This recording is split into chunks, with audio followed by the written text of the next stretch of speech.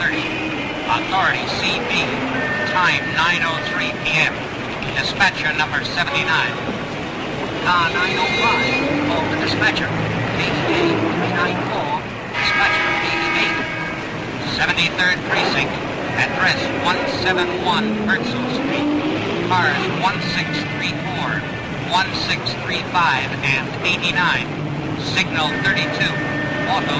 Out-of-town license plates. Operator entered basement at that address. Authority CB. Time 9:05 p.m. Station PEA 394. Dispatcher number 79.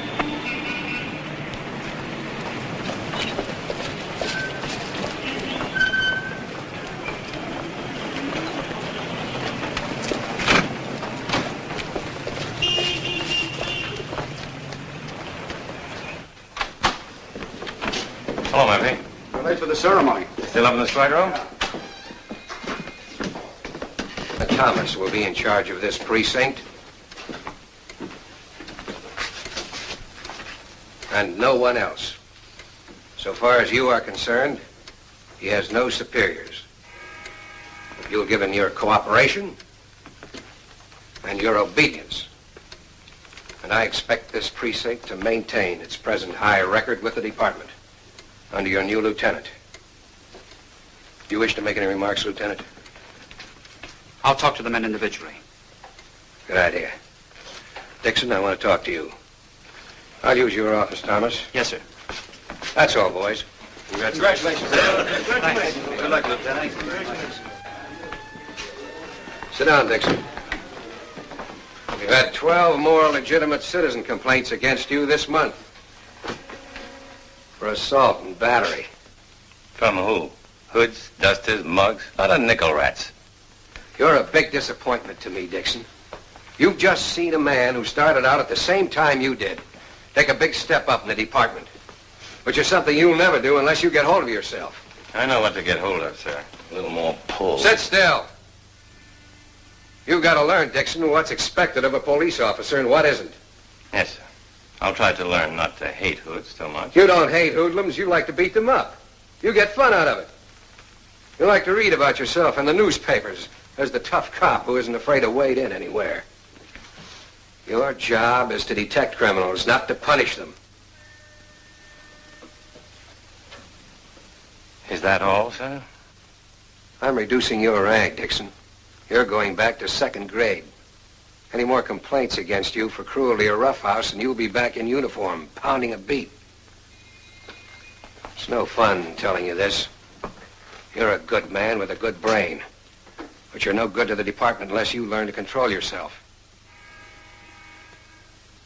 All right, you can go now. Thank you, sir, for the advice.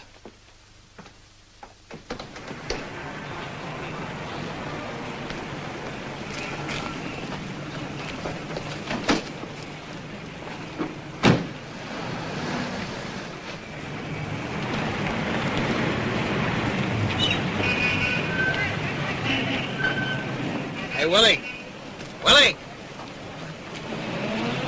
How you feeling, Willie? Feeling fine, thanks. You think you better be in bed, Willie? Parole rules allow me to 12 o'clock. I got 20 minutes yet. How's Mr. Scalisi, Willie? What are you trying to do, trap me? I ain't consorting with no questionable characters, and nobody can prove that I am. That's a nice boy. You better get to bed. It's good fun. Sure.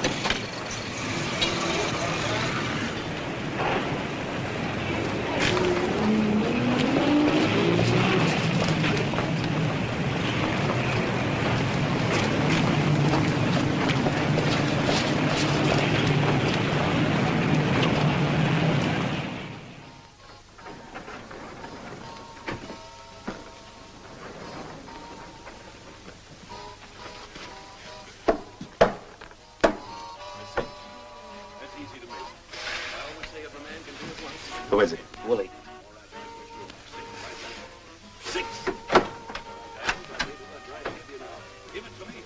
It's my point. Come on, eat the hard way. 2 4s. 7, the loser. You're very lucky tonight, Mr. Morrison. Must be the little lady. Brought me luck. Your dice, Mr. Payne. Pat. Your dice, Mr. Morrison. Okay, I'll shoot 3,000. I'll take one. I'll take 500 of it. I'll take the rest. You're covered. Hello. Care to join our game, Mr. Bender? Sure. How are things? Oh, fine. 6. Bumped in a couple of old friends of ours. Dixon and Klein. They asked about you, but I think they're too busy to drop in. Too bad. All right, come on, Dice. Give it to me. A 6 right back. Here we go. 6. Hand. Mr. Morrison is from Texas and very rich. Here, you breathe on it. Oh, that'll do it. Now, you got Lady Luck riding with you, Dice. This is it, the 6. Give it to me. There it is, the 6. And getting richer. 6 is my lucky number. I'll shoot the whole 6,000. You taking any, gentlemen? A grand? Same here.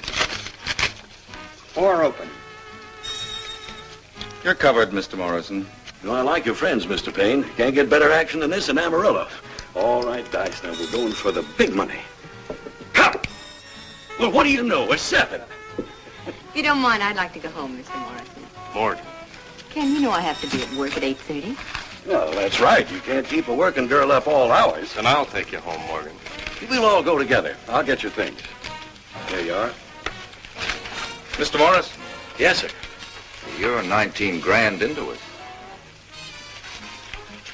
Well, that's all right. You'll get it back some other night. I ain't leaving town for a week. Tell him you changed your mind. You want to stay. No, Ken. I told you I could only stay until midnight. But you can't do this to me. I'm not doing anything to you. I brought him here.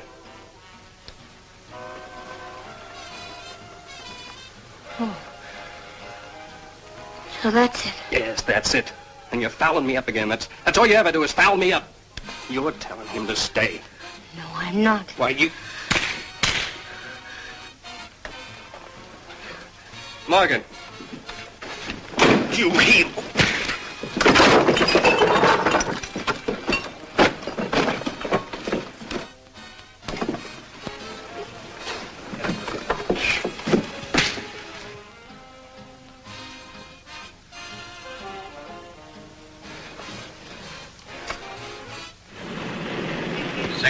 Precinct, address 43rd Street Hotel, 372C, West 43rd Street. Cars 6, 18, 6, 19, and 12.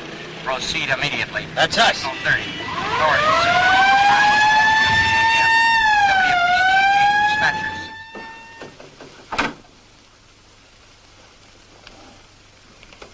Hello, Sergeant. Hi.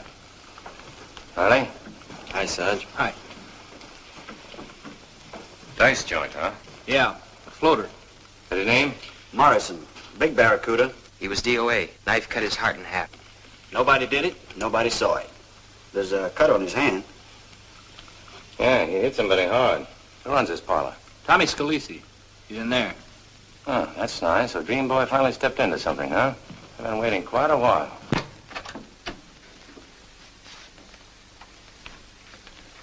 You should have gone home to bed, Willie, like you were told. You'd be asleep now, with no parole troubles. I live in this hotel. I just dropped in for a cigarette. Oh, how do you do, Mr. Scalisi? Where did you hide the knife, Dream Boy? Go easy, Dixon. Keep your hands off me. Talk. Wise up, Mr. Dixon. You made a monkey of yourself 2 years ago trying to hang something on me. Who killed him? You or one of your playmates? You find a corpse and right away I'm a killer. You've been a killer for a long time. Have I? As I remember it, the jury found me innocent. And they weren't out more than 15 minutes. You're still a killer.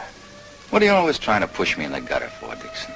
I got as much right on the sidewalk as you have. Don't talk to me about rights. You're a hood and a murderer. You're a pretty smart rat, Scalisi, but this is your off night. What are you always jumping after me for, Dixon? 4 years, jumping after me like I was somebody special. Why? That's right. Getting you is a special job of mine. I can't figure you out. Your father liked me and... Shut up. Hello, Lieutenant. Got anything, Dixon? I've been waiting to tell you what happened, Lieutenant. Take them outside. We'll question them later. Congratulations on your promotion, Lieutenant. Okay, let's have it. Mr. Morrison was brought here by a fellow named Ken Payne. Sort of an acquaintance of mine. There was a girl with him. I didn't quite get her name. A Morgan something. Mr. Morrison wanted a little friendly play. How much did he win? He didn't win. He lost. You're lying, Scalisi. Let's hear his story first, Dixon. He lost $1,000 or so, but he didn't care. He was making a play for this girl, showing his stuff. Payne was jealous. He hit the girl first, smacked her hard in the face, and she ran out. Then Morrison tackled Payne. Morrison pulled a gun, but Payne had him so he couldn't shoot, and they wrestled into the bedroom. Before I could call the cops, Payne came out. He didn't say anything, just left. Then Morrison came out and fell on the floor. He was dead when I got to him. What did you do with the knife? There wasn't any weapon. Payne must have taken it along. You're lying, Scalisi. Let me handle him, Lieutenant. What is Payne's address? I don't know.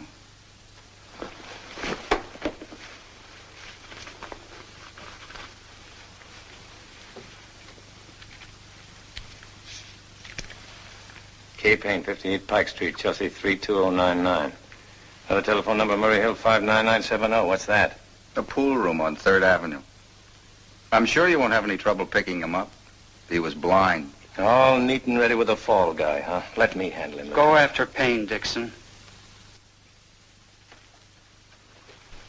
Go on, Paul.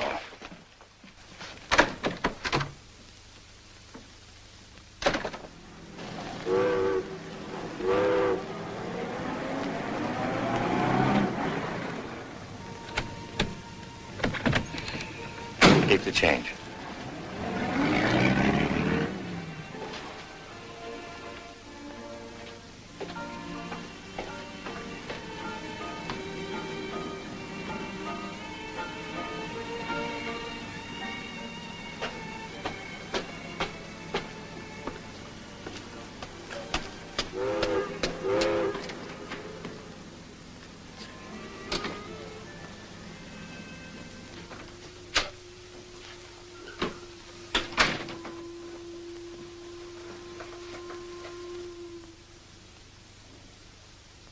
I-S-O-N.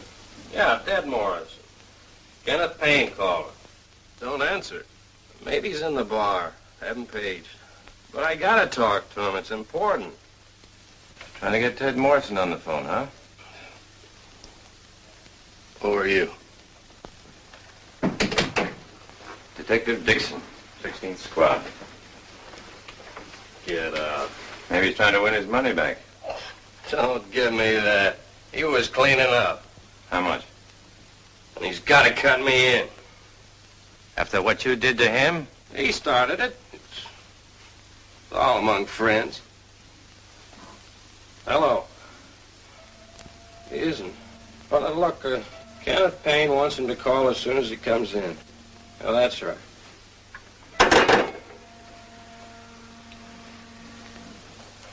I said get out. I don't like cops. Ted Morrison is not going to call you back, Payne. Nobody asked you. Somebody sunk a knife into Morrison. He's dead. Dead? You're lying. Scalisi is trying to frame you, as you knifed him. Go home. Look, I'm trying to help you, Payne. Scalisi and his boys are hanging a murder on you. They knocked him off to get their dough back after you left. Come on. Go on. No cop's gonna touch me. Stand up alone, then. I'll stand up when I want it. Get out of here. Get out!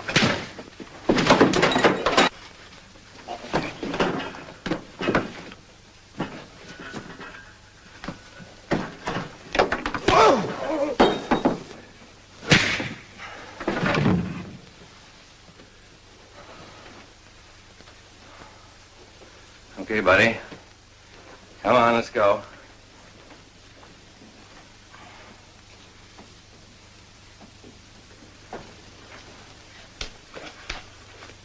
Come on.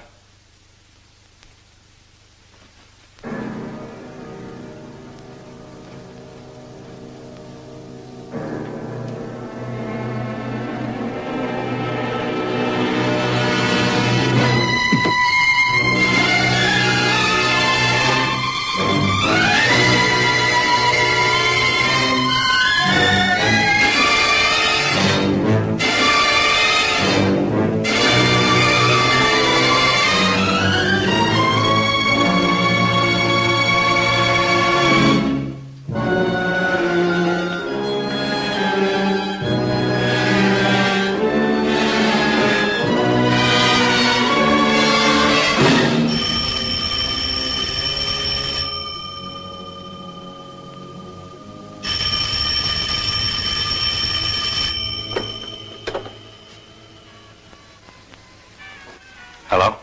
Hello, Mark. Oh, hello, Paul. Did you find him? Mark? Mark? Hello? Hello? Operator, this is a bad connection. Get this line clear. Mark? Can you hear me? Yeah. I picked up some stuff on him I thought you ought to hear. Go easy on him. He's a war hero. Got a hat full of medals and a lot of newspaper friends. When he first got out of the service, he wrote a syndicated column for a few months. I thought I'd tell you so you don't mess him up if you run into him. Going to wait there for him? Yeah, I'll stick around in case he shows up. So long.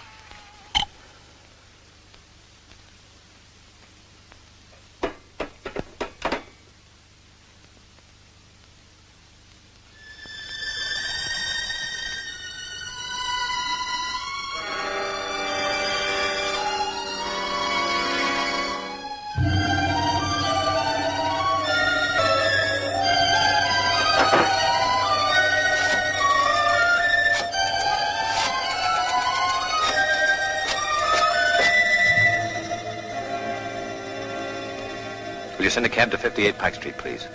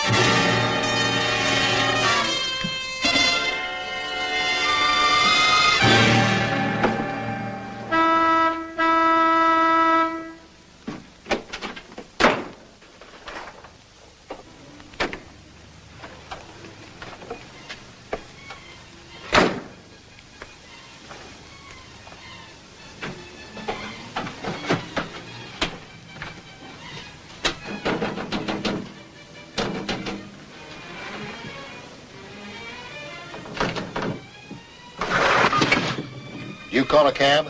No, not me.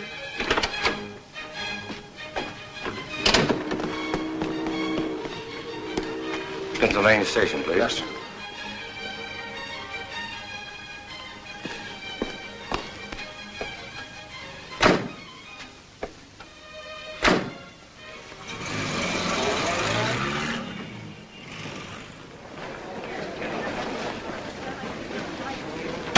Your ticket to Pittsburgh.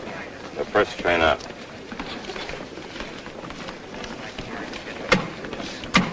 $17.08.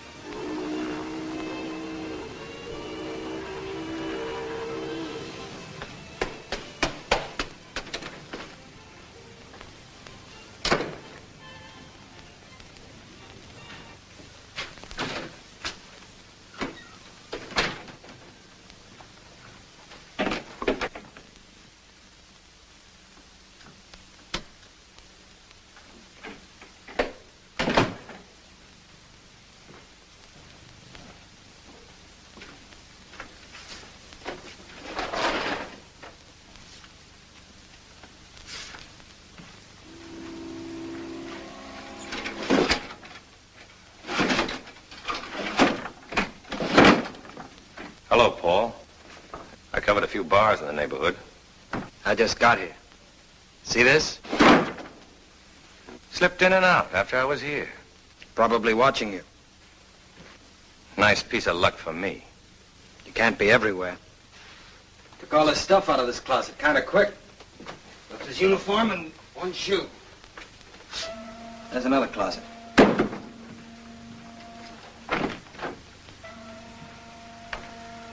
Nothing in there. It's empty.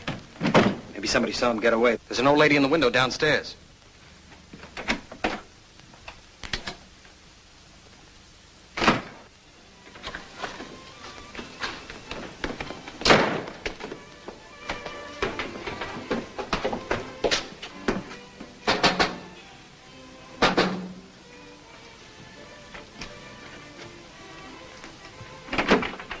from the police. We'd like to talk to you. What do you want? How long have you been sitting here? Since after dinner. I always sit here at night.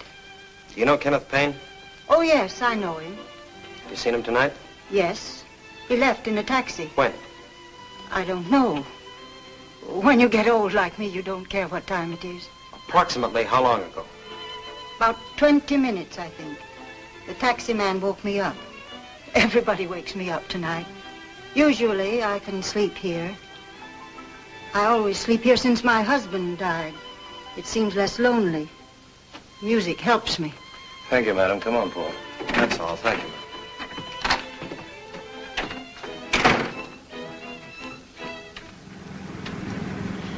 He's running for it, huh? We'll get him.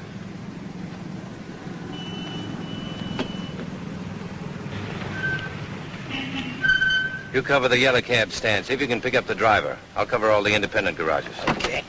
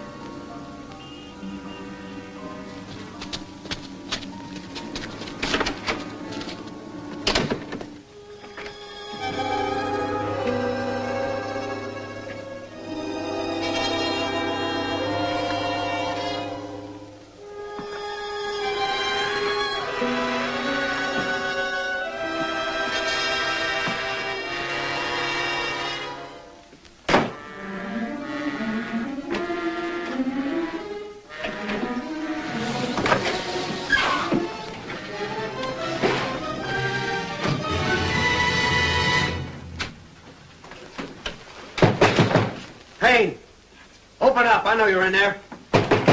Open up, you dirty rat. Open.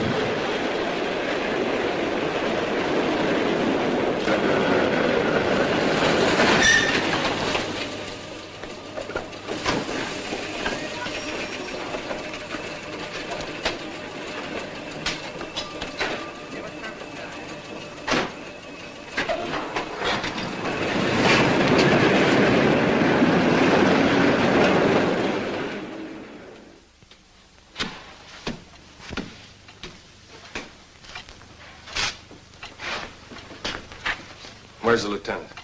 Sanders. It's in there.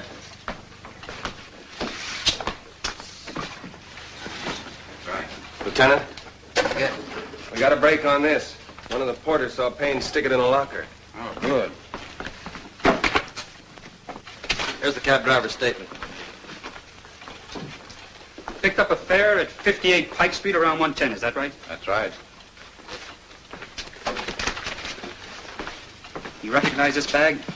Yeah, the guy was carrying it when he came out of the house. I noticed the name, Kenneth something. Yeah, Kenneth Payne. He had a bandage under one eye, huh? Yeah, a piece of tape. Which eye? Under the left eye, like this. Under the left eye. Thanks, you can go. We know where to get you. Looks like we have a definite line on Payne, Lieutenant. A ticket agent at Penn Station remembers selling him a ticket to Pittsburgh. Evidently trying to throw us off. He's probably holed up in town somewhere. No light on the girl yet, Lieutenant. Oh, keep calling, Benson. Scalisi thinks she was either an actress or a model. Call the agencies on both as soon as they open in the morning. Okay. Call CB and have him teletype Payne's description to Pittsburgh. Dixon, take yourself a rest. You too, Klein. Then get busy on the hotels. Communication, please. I'm going home for a couple of hours. Knock off, Casey, and then report back at 8. Good night, boys. Teletype the following description to Pittsburgh. Age about 36. Give me communication. Complexion dark. Height 6 feet 1. Weight 180 pounds. Hair dark, build average. You look beat, Mark. Don't you feel good?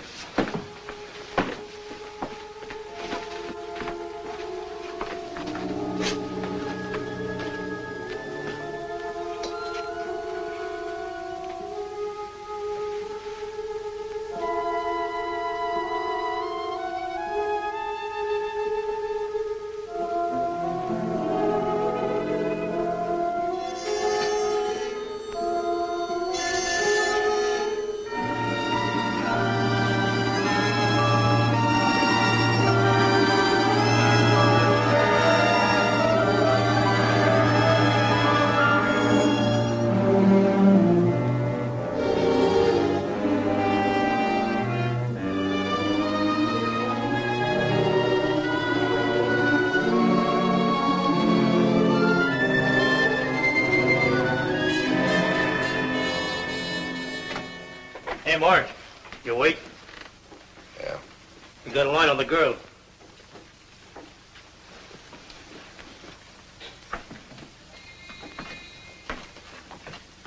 Her name is Morgan Taylor. Lives up in Washington Heights. I got her phone number. What is it? Wadsworth 35098. Wadsworth 35098.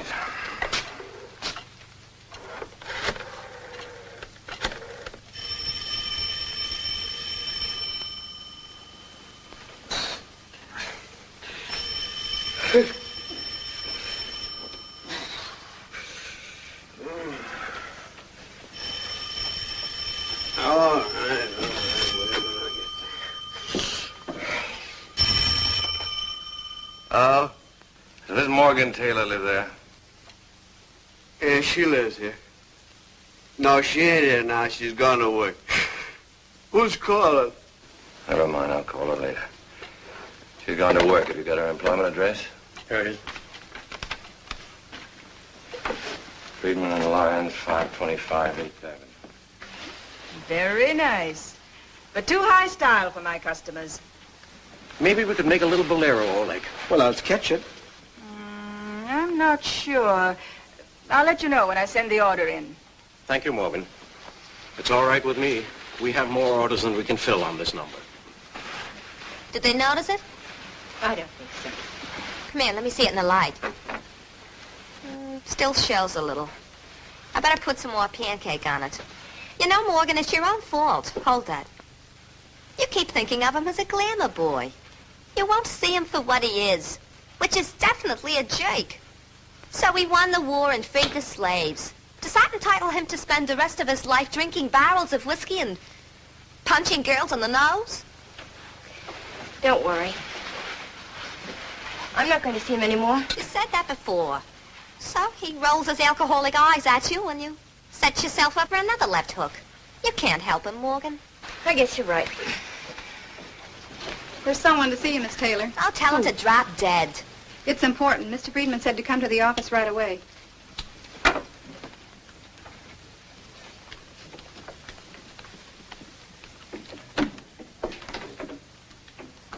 Miss Taylor, this is Mr. Dixon and Mr. Klein. They're police detectives. How do you do? How do you do?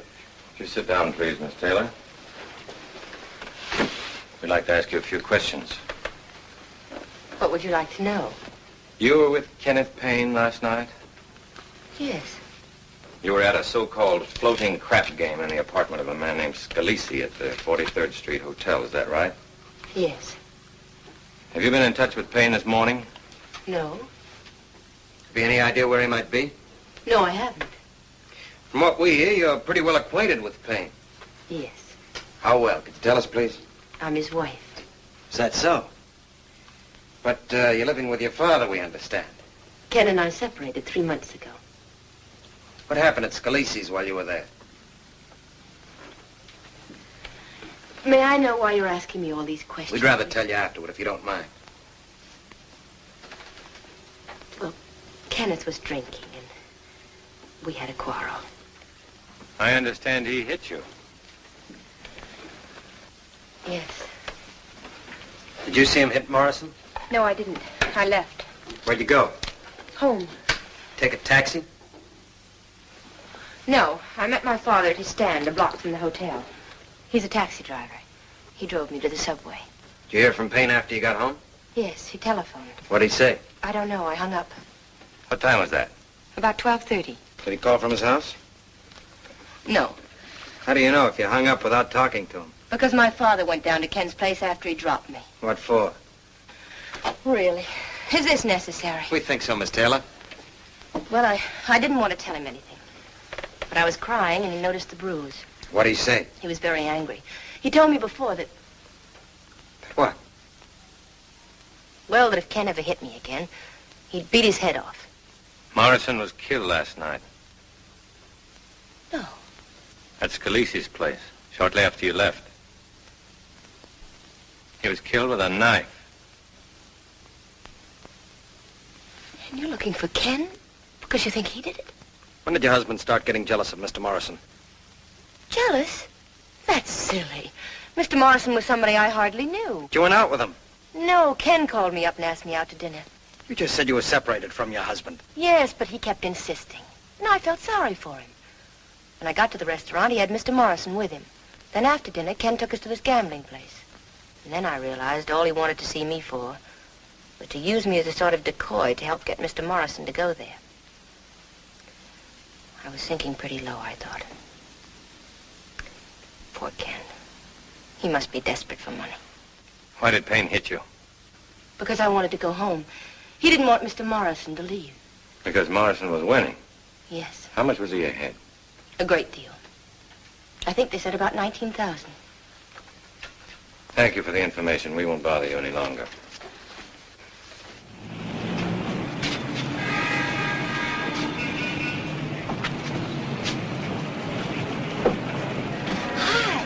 Well, hi. How are you? Hello, Jack. Hello, Morgan. Night-night, Mary. See you around. Night.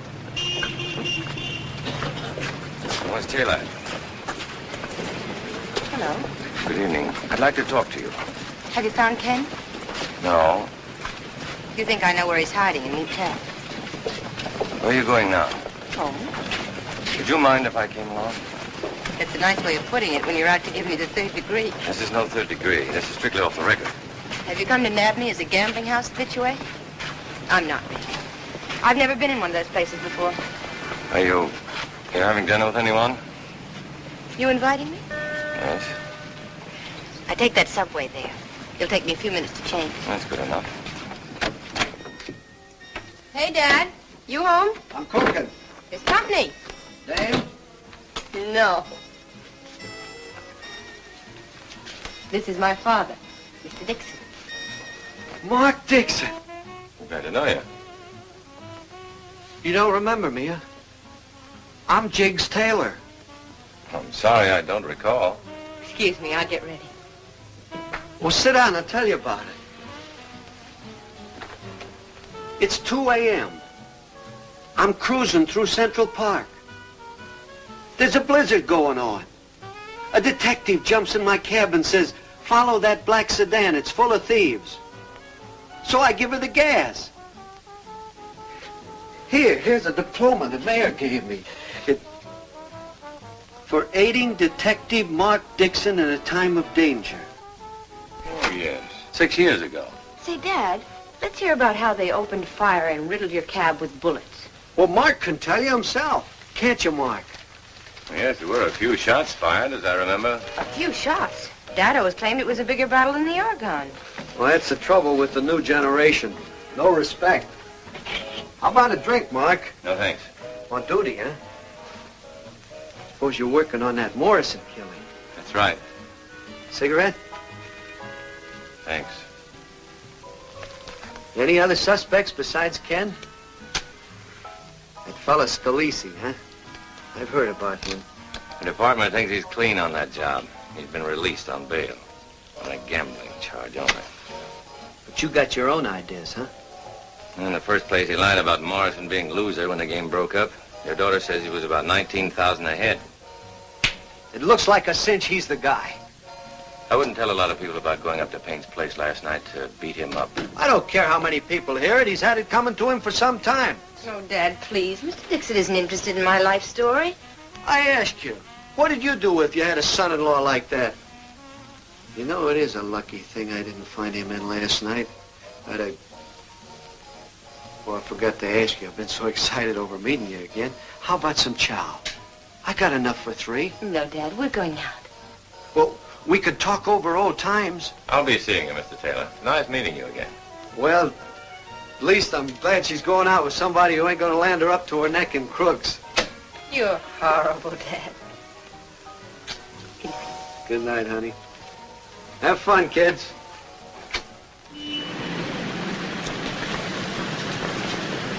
Good evening, Mr. Detective. Where you been hanging out? Hello, Martha. Good evening. How do you do? You know, I like places like this that specialize in good food instead of head waiters. It's the worst food in town. But don't worry, they usually serve a stomach pump with a dessert. Who invited you to come to my restaurant, Mr. Detective? Not me. Martha's the head of a ring of burglars. My presence makes her nervous. Yeah, last night we got a whole basket full of diamonds. You want to see? Bring us 2 of your dangerous dinners, Martha. You know how much I've been offered to poison this man? $10. That's right, I'm holding out for 15. 2 dinners. You want wine? Bring a small bottle. Same old cheapskate. She adores you, doesn't she? She ought to. I sent her husband up. Was he really a burglar? Wife beater. Oh, she's wonderful. And she's under wraps tonight on account of you. I don't usually eat here with a dame. Oh, I mean... Dame's girl. all right. I imagine you bring your wife here. There's no such animal. Oh, my dad told me you were married. Your dad is not a reliable source of information. You're quite right. I never knew anybody who tells so many lies. He does it for fun, though. He's always driving kings and queens or movie stars and overhearing the most amazing conversations. Like your dad, huh? Crazy about it. I hope you come here often, young lady. For 5 years, this man sits in my restaurant frightening everybody away. A detective in the window. You can imagine how people want to come in. But now with a beautiful lady, he looks almost human. How's the soup? Horrible. It's very good. Thanks. Eat all you want. Have you been trying to get in touch with Payne? No. I don't quite know what to do. When were you married? After he came back from the war. But we knew each other before that.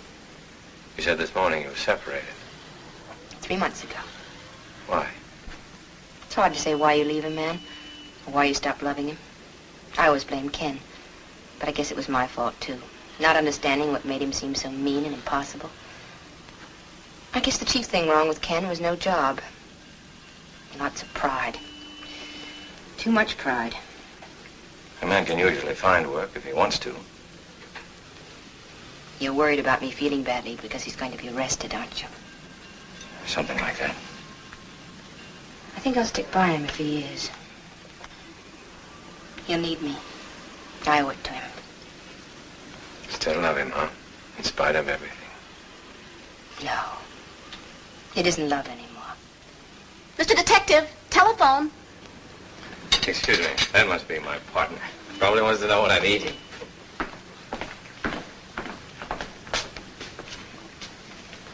Dixon speaking. Been trying to get you for an hour, Mark. Big doings. We found Payne. Where did you find him? River Watchman reported to the 6th Precinct down here that somebody slugged him last night. He just punched his clock at 3 a.m. He sent a couple of men over to talk to him, but they couldn't make head or tail of the slugging. Nothing stolen, nothing missing. Tell the watchman, remember, the man held something like a body. They started dragging the river and brought up Payne a half hour ago. Who's that? Mark. Mark? Thomas. We found Payne in the river with a skull crack. We'll meet you at his apartment in 15 minutes. Be there. Okay, Lieutenant. What's the matter? You look sick. Give me the check. You gotta leave the beautiful girl just when she's beginning to like you. That's what you get for being a detective. No fun. Always chasing the wrong people.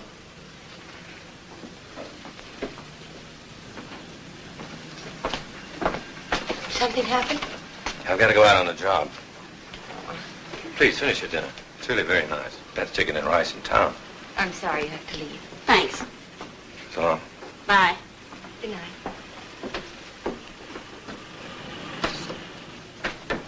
You like him, huh? I think he's very nice. I'm glad. You know what that fella needs? A family. He's got nobody. All he thinks of day and night is his job. He grabs himself a dizzy blonde once in a while, but that's no life. A fellow like him ought to be married to a beautiful girl. Have a home, kids, and... You're wasting your propaganda, Martha. I'm married. Wasn't a married woman. Wait till I see that dope again.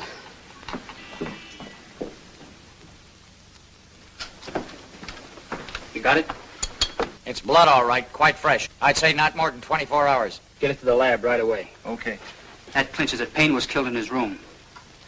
Somebody came in there and slugged him. He bumped his head on the floor when he fell. He had a silver plate in his head as a result of a shrapnel wound in the war. The fall must have killed him. I buy that, Lieutenant. The killer tried to get the body out, but he was surprised by someone. Probably Dixon when he came through the front door. He ducked behind the staircase here and hid the body. That's the reason for the bloodstain on the wall. If it is Payne's blood. Now, we'll get the lab report shortly. Now, we can establish the time of the killing is between 12:30, when Payne must have got here, and 3 a.m. when the killer knocked out the watchman on the pier. Hello, Dixon. You know Mr. Gilruth from the DA's office. Sure. How are you? Hello. A lot of fancy footwork you did last night, Dixon. You and Mr. Payne. That couldn't be helped, Lieutenant. I can't understand how you didn't see him. You came in here at 12:50. Klein talked to you on the phone. That's right. Payne came in and packed and got out at 1:10. That's when the taxi picked him up. So you must have practically passed each other. Well, he wasn't here, so I thought he might be doing some drinking. I had a look in a couple of bars. It's a queer way to figure a guy in the Lamb is going to be sitting around bars. What time did Dixon come back here? About 1:50. And you left again right after that? That's right. We started chasing Payne. That's obvious. He lays a fake trail. He goes to the Pennsylvania station.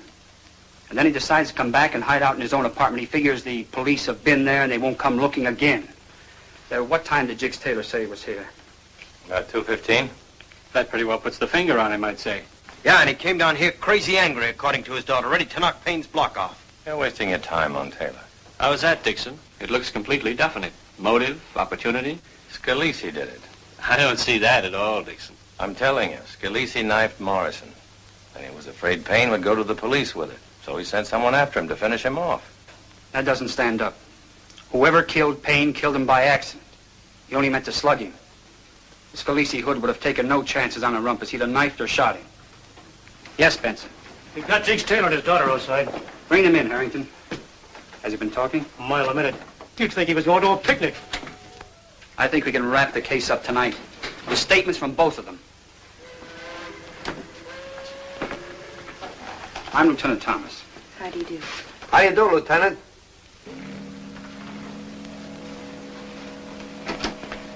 I was expecting this, as I told the boys on the way down. The minute I heard Ken was murdered, I knew I was in for a going over. Haven't been at the scene of the crime. You were all ready for us with your story, huh? Won't take long. Save you a lot of time, give it to you without you having to pump me. Everything that happened. Came down here last night around 2:15, looking for my son-in-law. You were pretty worked up, huh? I'll say. I told him last month if he ever laid a hand on Morgan again, I'd slap him silly. Go on. Go on, let's have it all, Jiggs. Well, that's all there was. The door was unlocked. I walk in, look around, nobody home, so I walk out. With his body. Whose body? Payne's. It's sure smart figuring, Lieutenant. I tell you, Never mind the lies, Jiggs. We've got every one of your moves. You took the body to the river, knocked out the watchman on the pier, and dropped Payne in the water. Oh, so I knocked out a watchman, too, huh? That's fine. Okay, now let me tell you something. I didn't see Payne. If I had seen him, I'd have taken a poke at him. I ain't denying that. He deserved it. But I left this place 2 minutes after I got here. And I picked up a fare 3 minutes later on the corner. Congressman Reynolds. Took him up to the Astor Hotel. Told me Check down on that, Klein. Yes, sir. Sure, check. Check all you want. And what time do you claim you got to the Astor Hotel, Jiggs? 2:40. Anybody see you around there? Yeah, Pat Rafferty and Jaime Berg. The taxi drivers. Congressman doesn't answer in his room. You want me to run him down? No, we'll check later. The pier watchman was slugged at 3 a.m., according to the report. Is that right? Mm-hmm, yes. That gives Jiggs Taylor 20 minutes between 2:40 and 3 o'clock to come back here from the Astor Hotel and do his stuff. He couldn't have come back here from the Astor, killed Payne, lugged the body out to the car, driven down to the pier and slugged the night watchman by 3 o'clock. Couldn't have done all that in 20 minutes. It looks like we're on the wrong man, Lieutenant, especially if the congressman backs up his story. It's not the wrong man. If Payne was already dead at 2:15, and Taylor came and got the body at that time and stuck it in the back compartment of his car... Well, that's screwy. I told you I picked up Congressman Reynolds. Sure you did. But you were on the way to the river to dump Payne's body when Reynolds hailed you. He took him to the hotel. 20 minutes was time enough to scoot back to the pier, slug the watchman at 3 a.m. and drop Payne's body. Payne was out of here at 1:10, according to the old lady downstairs. We're just wasting time, Lieutenant. I don't think so, Dixon.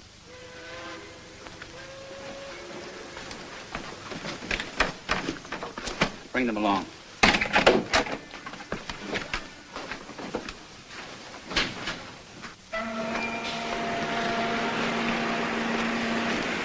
Did you see anybody coming out of that building carrying something over his shoulder? Like a large bundle? I didn't see anything like that. I'll take over, Casey. She says she didn't notice anyone Never carrying mind.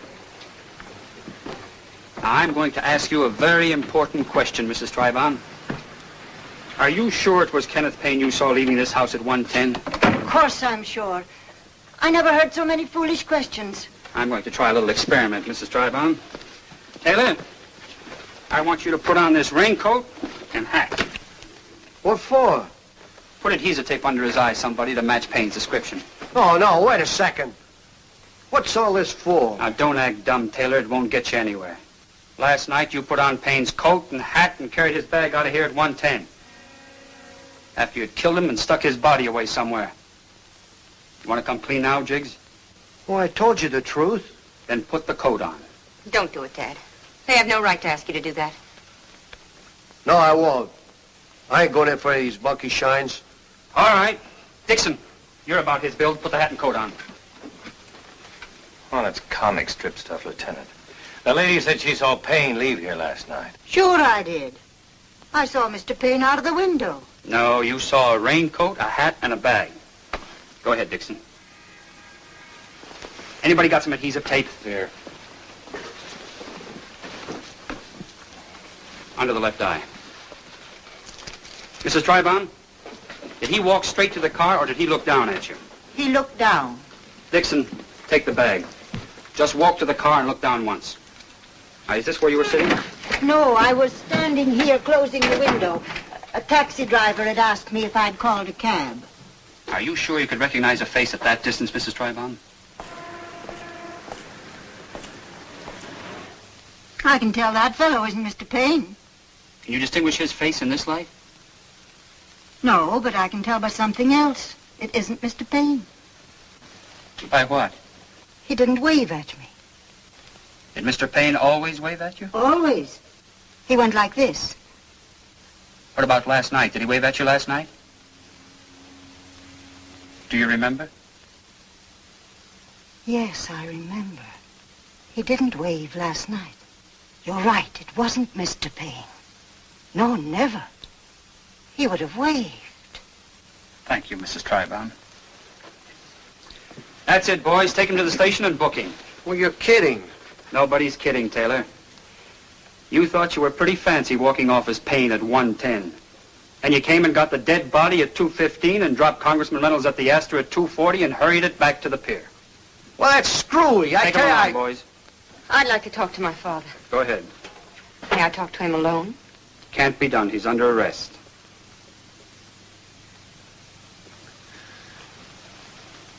Dad, please.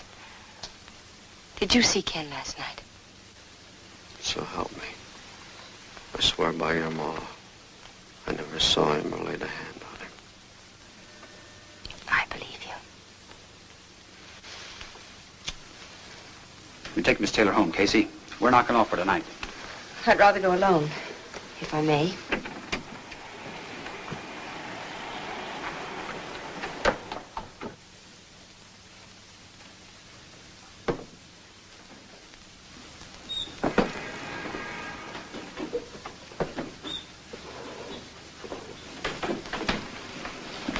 I'm looking for you for now, Mark.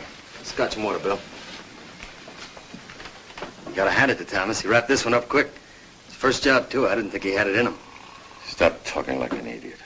He bungled it. Oh, wait a minute, Mark. That ain't fair. Don't tell me what's fair. I know. Scalise did it.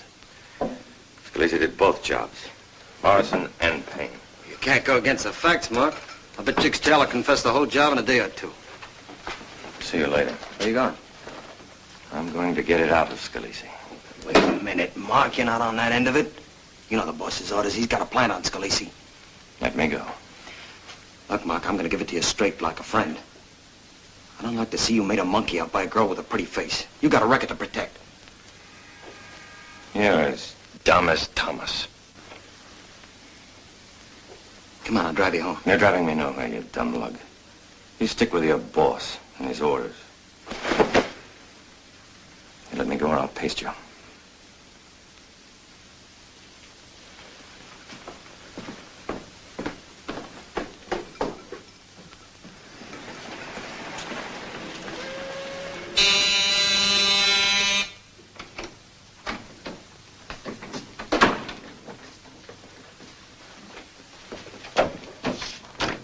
We're closed for the night. Scalise in here? I go and see. Don't bother.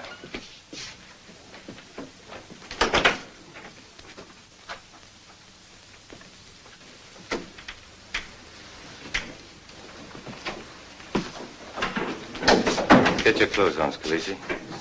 Well, I'm ready, Mr. Dixon. Hey, cut that out. Okay, Steve. I warn you not to touch me.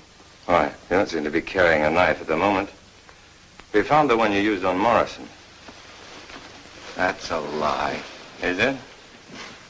It's always a pleasure to watch a cop four-flushing. I don't like rats to grin at me. That's too bad. Maybe I'd better show you my hand, dream boy.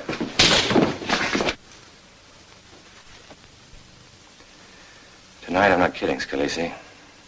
You're gonna talk. We found out Morrison had you for about 20 grand and wanted to leave. So you knifed him. Then you got worried about Kenneth Payne sobering up and telling about what happened. So you sent one of your mugs down to his place to knock him off. You trying to frame me for Payne? You killed Morrison, and you killed Payne. And I'm going to get a statement out of you. Outside you, Lugs, he's going to talk. And talk to me alone. Come on, I said outside. Okay, Steve.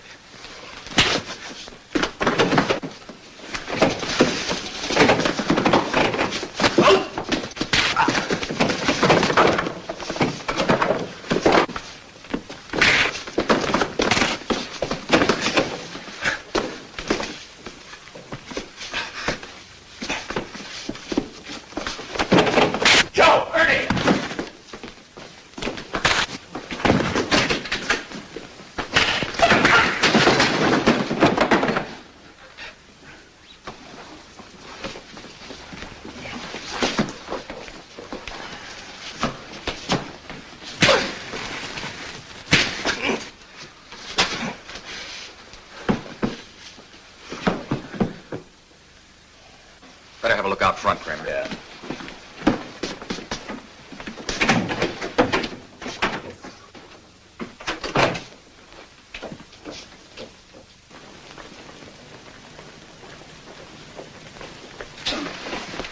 Get your coats. I ought to finish the job. This guy's gonna keep after me. Wouldn't be smart. They put on too much heat for a dead cop. They're still out there? They're still there. Both of them? Both of them. Oh, I can't make up my mind. Don't. All right, have it your way. Let's go. Get the keys, Steve.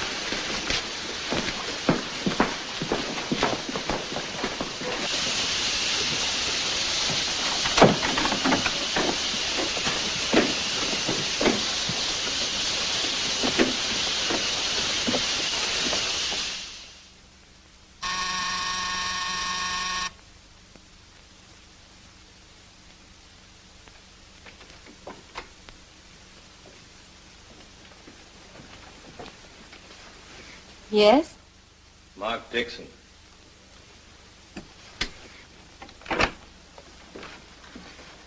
If you don't mind, I'd like to talk to you, Miss Taylor.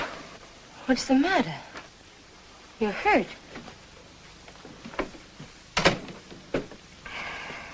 I could use a drink.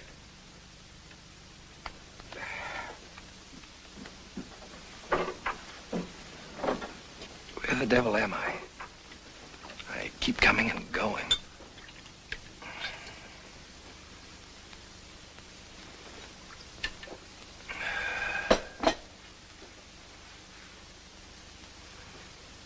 I don't know why I came here. I'll go now. You can't leave like this. Why did I come here? I must have had something on my mind. What happened to you? A run-in with Scalisi and his pals. Shouldn't I call the police? Let's leave the police out of this. I made a big idiot out of myself tonight. Bigger than usual. Did I bungle this one? I'll fix your head. Come with me. I suggest you use an axe.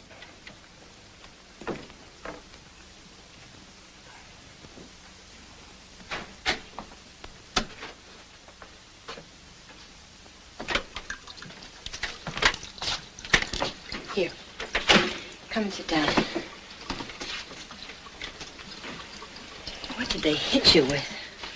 Various objects.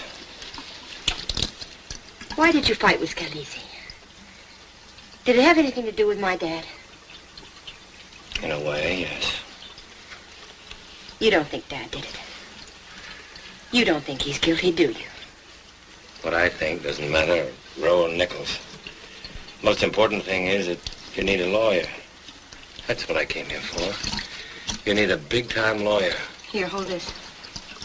One that can't lose. But if Dad's innocent, I That don't see doesn't why... always help. Innocent people can get into terrible jams, too. One false move and you're in over your head. How much money have you got, you and your father, for a lawyer? None? No savings? No. Payne got him, huh? Yes. Thanks for the facial. I feel a lot better now.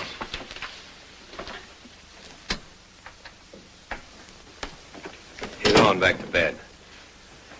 I'll be back in the morning about 8:30. You wait here for me. You're not fooling me.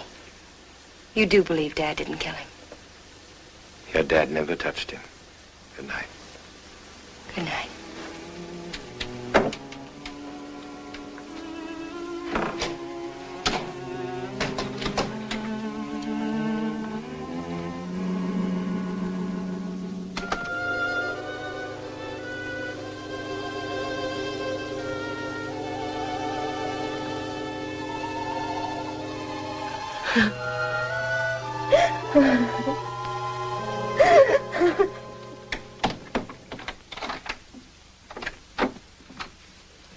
I'm sorry to wake you up, Paul. I won't stay but a minute. I need some dough. Who stuck his finger in your eye? I've got 700 in the bank. That leaves me 300 shy. It's for a lawyer. I thought you wouldn't mind kicking in. I want to get Norman Ackerman to handle the Taylor case. He never lost a murder verdict in his life, but you got to slap down $1 grand, minimum.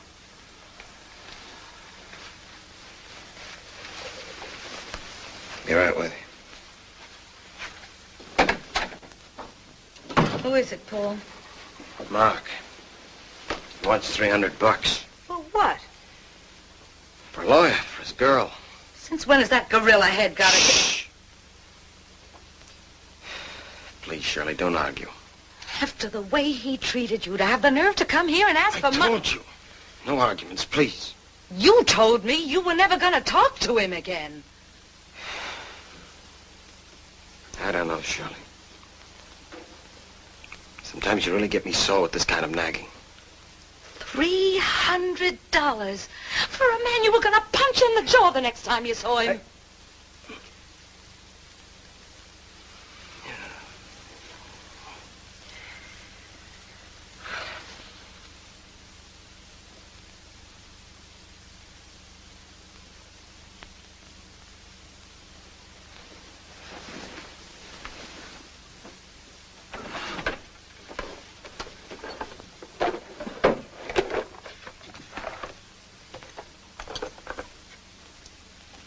Take them to the Acme loan this time. You'll get more. Who knows? I might even get to wear them someday.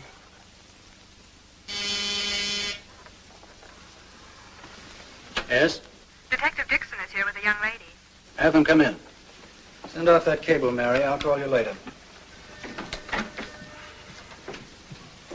Hello, Mark.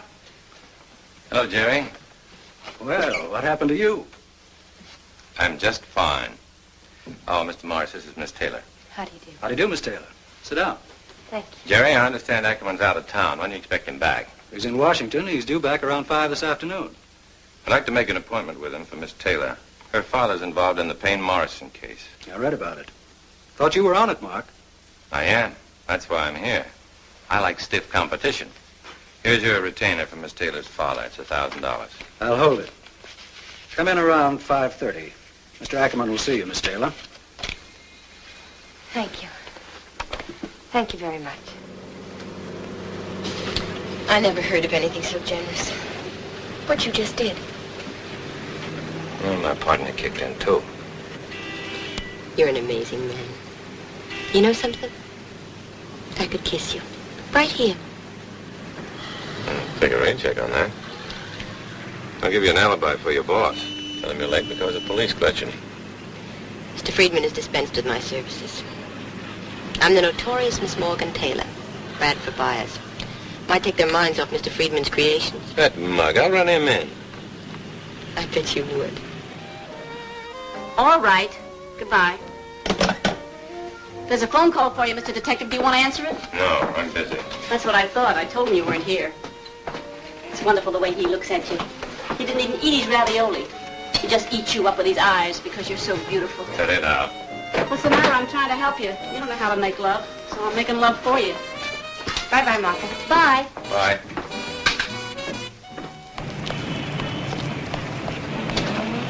It's a wonderful day. No job. Everybody against me. My poor dad sitting in a cell. And it's a wonderful day. Isn't that amazing? Hey, Mark. Excuse me. Well, Mike. There's a forthwith out for you. Where you been hiding, in the manhole? What's up? Skipper's chewing on the telephone. Come on. Mind going up to see Ackerman alone? Might be better at that. And wait for me at my hotel, 230A East 54th. I'll be there, Mark. And thanks for everything. Let's go.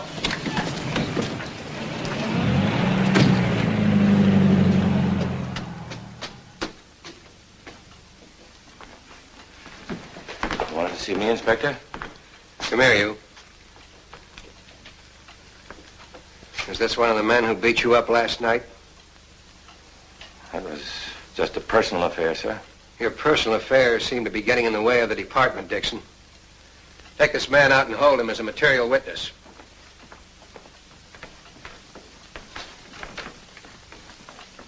You had no business going after Scalisi. You were asked not to. You were told to lay off by your superior. I thought I could get a statement out of him. Well, you didn't. And now you've driven Scalisi to cover with your bullheaded tactics. It'll take us days to find him now. I'll find him. You'll find nobody.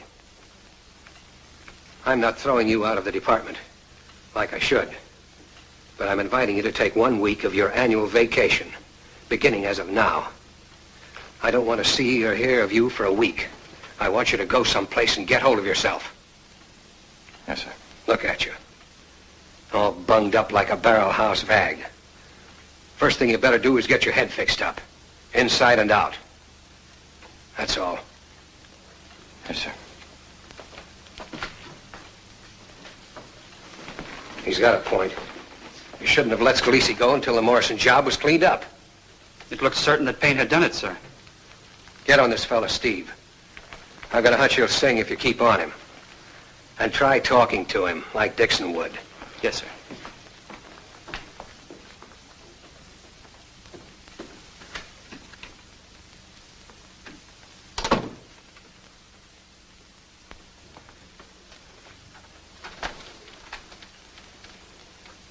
Sit down. You are going to talk. You were in that crap game with Morrison. Yeah, but I didn't see nothing. I want straight answers. And I want them now. Hello. Did you see Ackerman? Yes.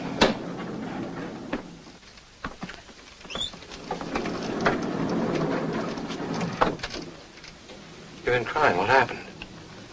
Mr. Ackerman doesn't want to take the case. He's too busy.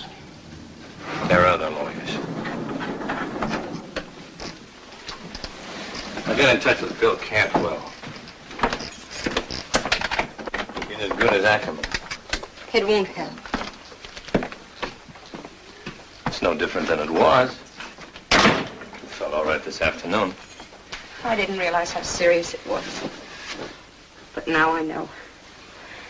I thought because Dad was innocent, nothing could happen to him. But it will. It won't. It's already happened. He's in jail. They'll try him. And he didn't do anything. Somebody else did it, and he's got to pay for it. He won't be tried. Don't try and fool me. Ackerman didn't take the case because he was afraid of losing it. That means they might find him guilty. I'm not fooling you. Nothing's going to happen to your father. Why? You didn't sound so certain before. Now you're certain. Because he didn't kill Payne. Well, can you prove it? Yes. How? Mark, you know something you haven't told me. That's right. What? What is it? I'll tell you.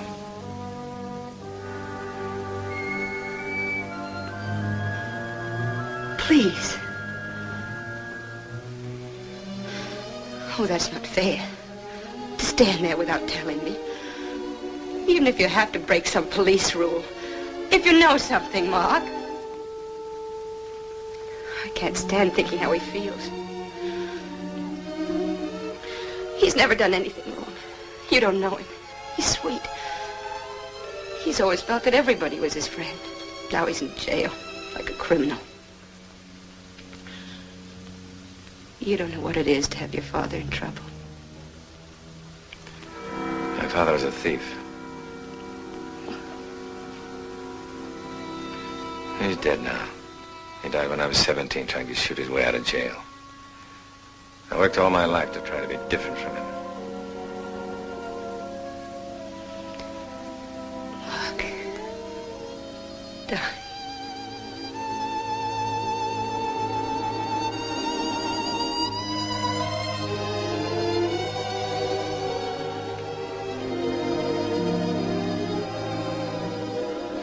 You better go home.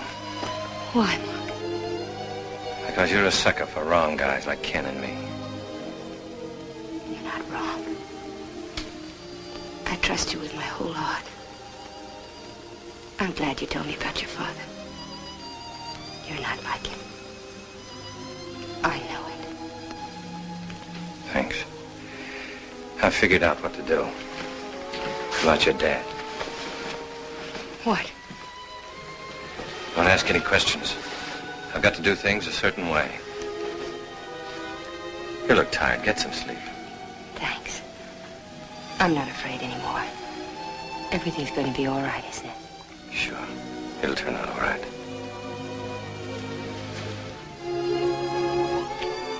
Hello. I'll wait here for you.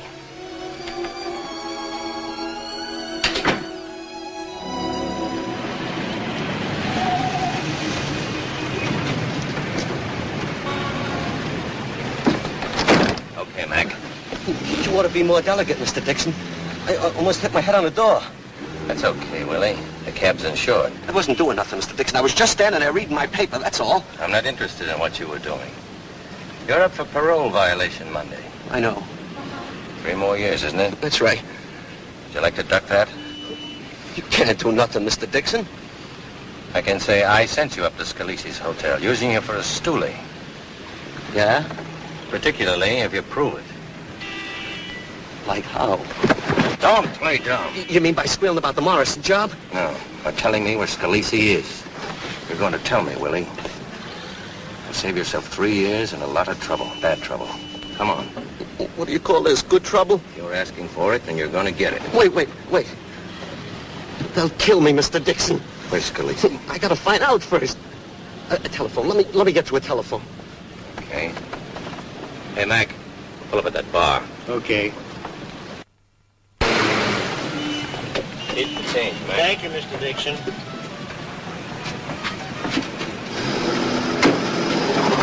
Don't push me, they'll catch on.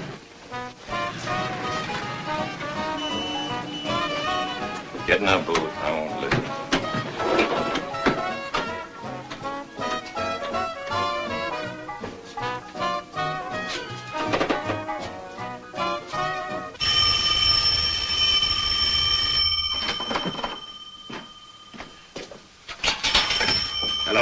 Hello, this is Willie Bender.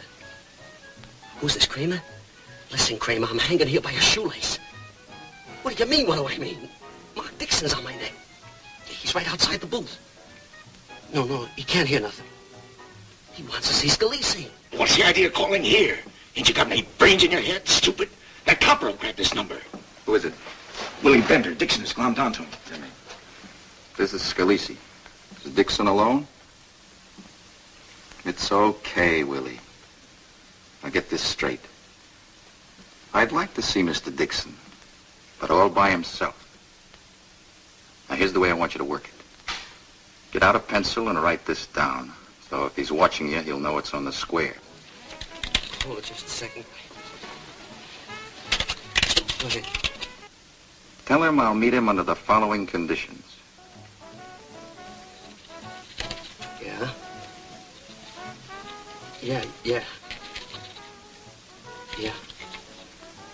Okay, I got it. Yeah. What did Scalisi say? Well, I wasn't conversing with Scalisi. I was talking to Kramer. And he says he'll contact Scalisi in an hour and that you should be on the East River Drive across the street from Bellevue at 3 a.m. And if everything's okay, he'll pick you up there. And he says you got to come alone. What else? That's all. Thanks. What about my parole? I've done everything I could.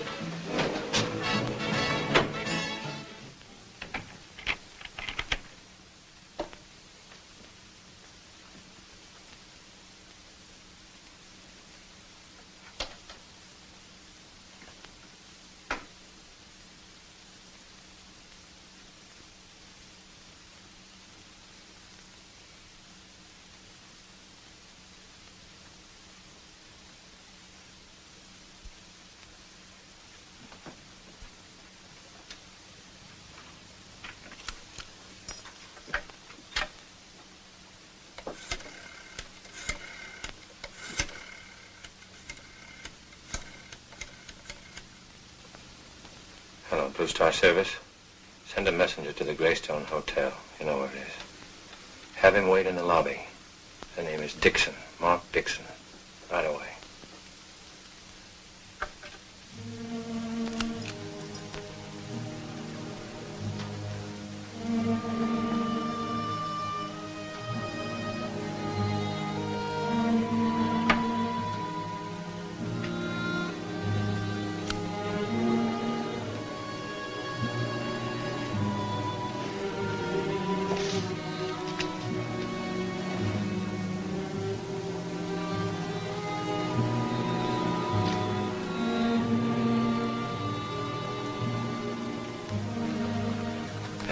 Mr. Nicholas Foley. Yes, sir. I didn't have the guts to tell you this while I was alive. Because I didn't want to end up like Sandy Dixon's kid. That's what every hood in New York calls me. Sandy Dixon's kid. And even in a department behind my back. I wanted to end up as a cop. And that's what I'm going to do. I killed Kenneth Payne. It was an accident.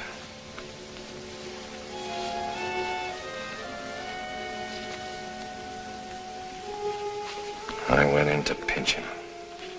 He slugged me. I hit back. How was I to know he had a silver plate in his head?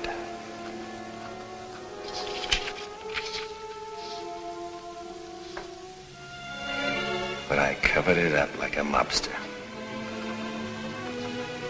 Because I couldn't shake loose from what I was. Now I'm shaking loose. I'm going to get Scalise for you. He's a hood, like my old man was. You won't have to worry about pinning the Morrison killing on him.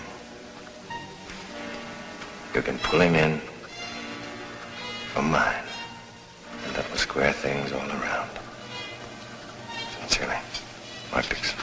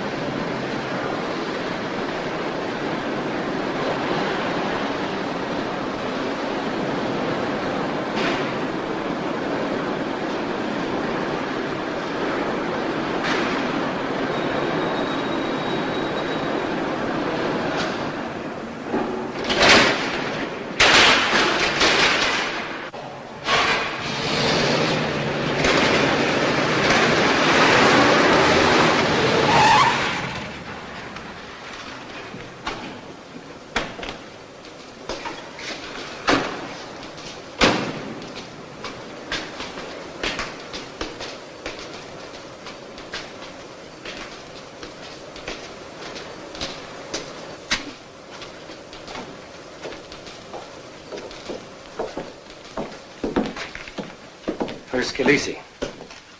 Scalisi ain't here. He left a message for you. What is the message?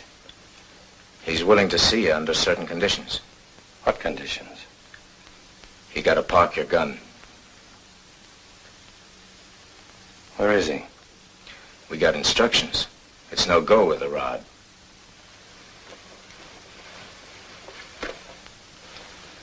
Put it down here. Anything else? We gotta frisk you. Go ahead. We're wasting time.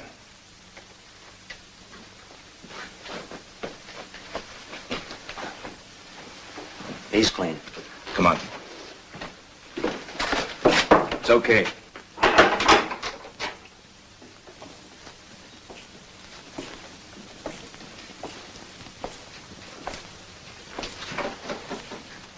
Sit down, Mr. Dixon.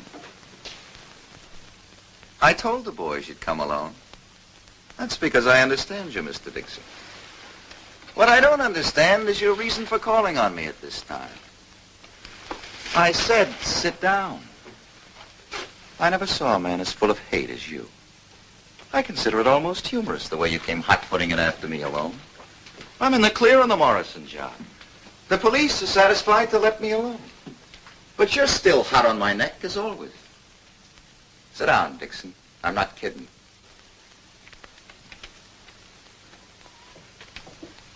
It don't add up, Dixon, you staying on my neck like this. Maybe you thought you could start me running by coming after me. Well, we're not running, Dixon. We're all fixed to leave tomorrow morning. Passports in order and everything. And I'm leaving you locked in here. It'll give us something to laugh about. You sitting here for a couple of days trying desperately to attract attention. It'll maybe give the department a laugh, too. Well, go ahead, Mr. Dixon. You came out here for something. Let's hear what it is.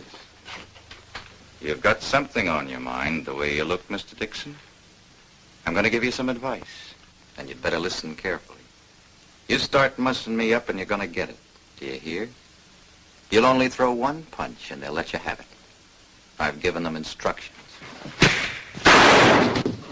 Hold it. No more shooting. Why, he asked for it. Sure he asked for it. That's what he came here for, so we should rub him out. He's crazy. I saw when I looked in his eyes. Kramer, get your stuff, fix him up. That's a fancy way of trying to frame somebody, getting yourself knocked off. A guy's got to be out of his head for that. I didn't know a guy could hate that much. Not even you. And all because your old man set me up in business. I got it added up now, Dixon. I should have figured it last night when you tried to hang the Payne job on me. You were the first cop to get to Payne's house. You found Payne and slugged him and killed him. And you took the body to the river. And you had to slug a night watchman. And you've been walking around ever since, half cop and half killer. The man who hates crooks. The law that works by itself. The cop who can't stand to see a killer loose. So what is he? A hood and a mobster like his old man.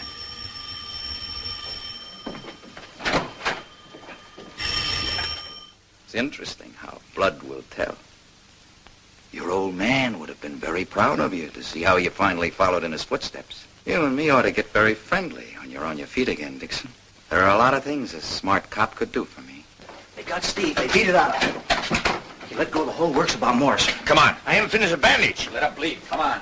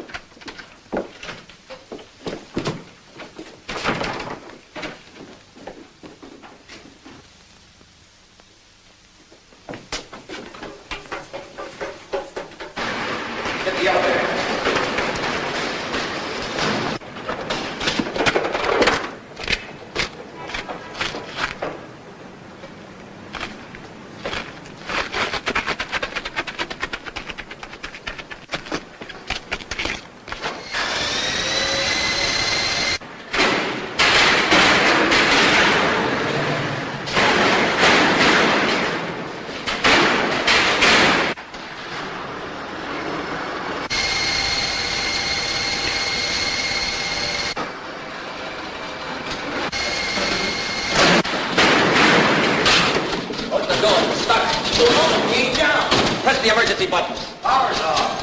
It's done.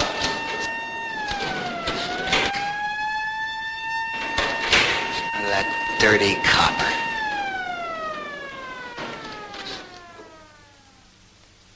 Can't change, can you? Always have to break orders. Always have to do things your way. This time I've got to hand it to you. You hit the nail right on the head. Thanks, Inspector. Mark. They're letting Dad out. I don't know what to say. But thanks. He didn't do it single-handed, Miss Taylor. The department contributed a small share toward establishing your father's innocence. Not that I'm not proud of you, Mark. I'm putting you back where you were and recommending you for promotion. Oh, that's wonderful. There's your letter back. Since there was no report of your death, I didn't open it. You expected to die. I don't think Mr. Dixon knows what he expected. He was pretty sore at me when he wrote this. I think he's in a different mood now. Tear it up, Mark, and no hard feelings. And take a rest till your arm heals. Dad's waiting, Mark. Will you come home with us? Sounds like a nice holiday for a change, Mark. Come on, you've earned it.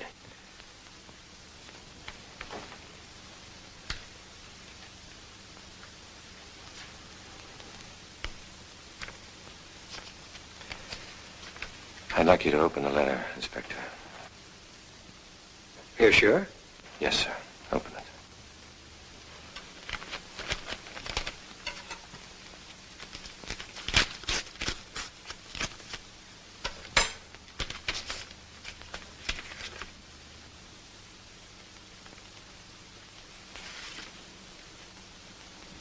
What is it?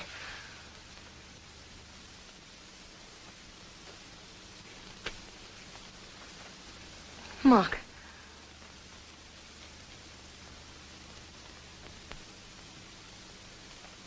That clears up both cases. You're under arrest, Mark. No. What is it? Please tell me, Mark. Would you mind letting her read the letter, sir?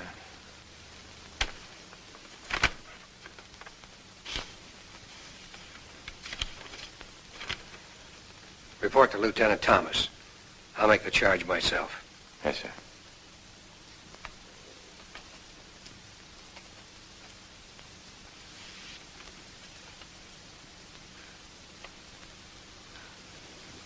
Mark. Goodbye, Morgan. No, Mark. They'll believe you. They must believe you. It was an accident. A mistake. Anybody can make a mistake. You mean you'd give Sandy Dixon's kid another chance? Every chance in the world. That's enough to live for. So long, Morgan.